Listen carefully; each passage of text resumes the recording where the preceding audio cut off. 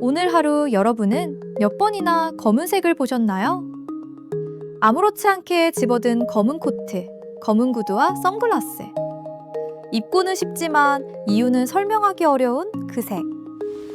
왜 우리는 말을 아끼고 싶거나 혹은 생각을 정리하고 싶을 때 조용히 검은색을 선택할까요? 루나스토리의 흥미로운 색 이야기. 오늘의 이야기는 블랙입니다. 검정의 시작은 인간이 처음 어둠을 경험한 순간이었습니다. 빛이 완전히 사라지면 세상은 형태를 잃고 하나의 색만 남습니다. 검정은 보이지 않음, 위험, 그리고 침묵이 겹쳐진 색이었습니다. 고고학 연구에 따르면 중기, 구석기 인류는 밤에 가장 돌발적이고 치명적인 위험을 겪었다고 합니다. 그래서 검정은 가장 먼저 두려움을 부여받은 색이 되었습니다. 우리는 이 오래된 기억을 지금도 본능처럼 가지고 있습니다. 하지만 고대 이집트에 오면 검정의 의미는 완전히 달라집니다. 검정은 끝이 아니라 다시 시작되는 색이었죠. 나일강이 범람한 뒤 남는 검은 흙 케메트는 해마다 농경을 되살리는 생명의 흙이 되었고, 비문에는 검정을 부활의 빛으로 기록하기도 했습니다. 여러분은 아누비스가 왜 검은 머리였는지 아시나요? 그건 죽은 이를 인도하고 부패를 막고 다시 깨움이라는 의미 때문이었습니다. 이집트에서 검정은 두려움보다 강력한 재생의 색이었습니다. 고대 그리스로 넘어가면 의미는 또 변합니다. 검정은 불길함과 죽음을 상징하는 색이 됩니다. 테세우스 신화에서 검은 돛은 비극을 알리는 신호였고, 헤시오도스 기록에서도 검은 돛은 슬픔의 전조로 등장합니다. 기원전 2세기 무렵 로마 사회에서는 죽음을 맞이한 집안이 평소와 다른 색을 입어 슬픔을 드러내기 시작했습니다. 이때 사람들이 선택한 색은 플루스라 불린 검정 또는 매우 짙은 색이었습니다. 기원전 160년경 로마 원로원 기록인 카토와 키케로의 언급 속에서 유족이 밝은 토가 대신 어두운 토가플라를 착용했다는 기록이 나타납니다. 그리고 이 시기부터 장래와 애도를 상징하는 공식 의복이 토가플라로 명확히 자리 잡게 됩니다. 즉, 장례 때는 어두운 옷을 입는다는 규칙이 로마에서 최초로 제도 수준까지 발전한 것이죠. 이 변화가 중요한 이유는 이때부터 검은색이 단순한 슬픔의 감정을 넘어서 사회적 신호, 의무, 예절로 굳어졌기 때문입니다.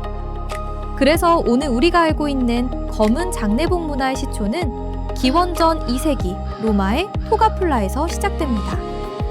이 시점이 검정이 슬픔과 침묵의 색으로 공식화된 가장 이른 역사적 근거입니다. 중세에 들어서면 검정은 종교에서 제정이 됩니다. 6세기 베네딕트 규율에는 수도사들은 화려한 색을 금하고 검정 또는 짙은 색만 착용하도록 규정했습니다. 절제, 겸손, 욕망의 억제. 검정은 이 모든 것을 상징하는 수도복의 색이었습니다.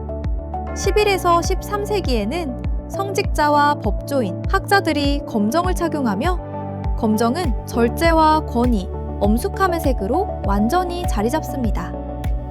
왜 권위의 색이 화려함이 아니라 검정이었을까요? 당시 깊은 검정은 값비싼 염색이었지만 겉으로는 화려하지 않고 절제된 모습으로 보였기 때문에 품위와 절제를 동시에 드러낼 수 있는 색으로 선택되었습니다.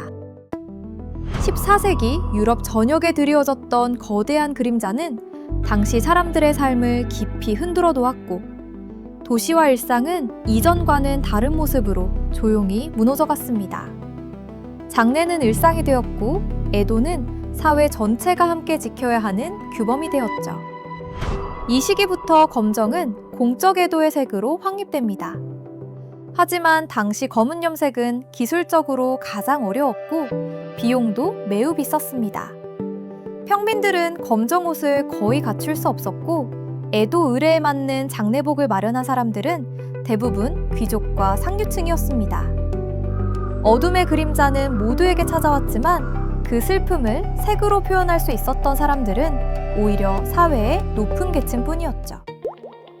16세기 스페인과 플랑드르 지역에서는 검은 염색 기술을 유럽 최고 수준으로 발전시킵니다. 스페인 블랙이라 불린 이 깊고 균일한 검정은 철 매염 기반 기술로 만들어졌고 그 품질이 너무 좋아 금과 맞먹는 가격으로 거래되기도 했죠.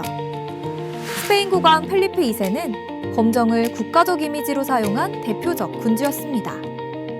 유럽 왕가와 귀족들은 검정을 입으며 절대적 권력을 과시하게 됩니다.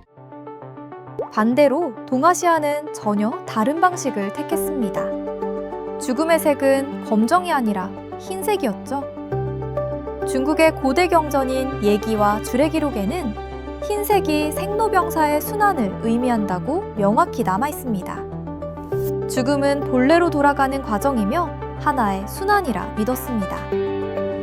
서양은 죽음을 검정으로, 동양은 죽음을 백색으로 이해했습니다. 죽음의 색은 이렇게 철학의 차이에서 갈리게 됩니다.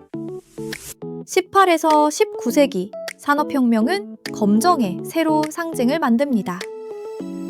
런던과 맨체스터는 석탄 매연으로 도시 전체가 검게 변했고 당시 신문에서는 도시가 그 흐름에 뒤덮였다라는 표현이 자주 등장했습니다.